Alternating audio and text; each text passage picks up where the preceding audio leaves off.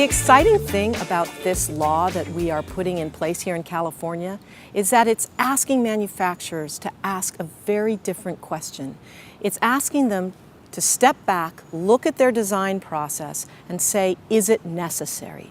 Is it necessary for me to make this product with this toxic chemical in it? Is there a safer alternative that I can substitute as a manufacturer and still make my product, still make a living, still have a profit, still have a business here in California, but do so with the environment and the health of Californians in mind?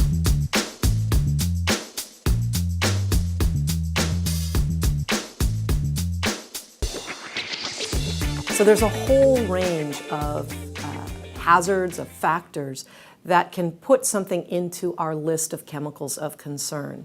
And what we did to create that list is we looked around the world, because this is not a new concept to create a list of chemicals of concern. Europe has done this, Canada has done this, the state of Washington has done this.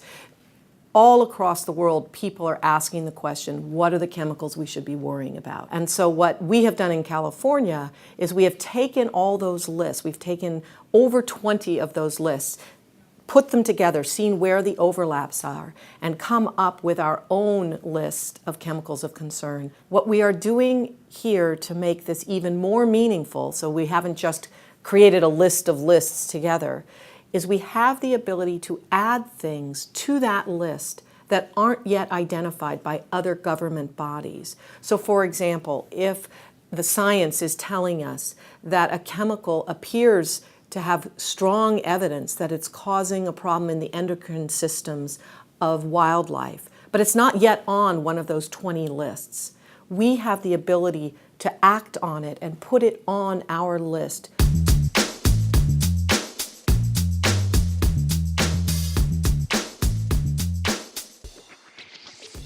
It is a big list of chemicals, and what we want to do is that list does two things.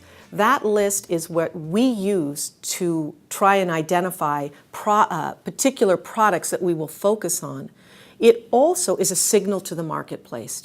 When used properly, in the way we hope it will be used, those lists of chemicals will be red flags, we hope, to product designers, to chemists, to young people in universities interested in finding out how to make safer products. It will be some guideposts for chemicals to avoid if possible. If they aren't necessary, let's find a safer alternative.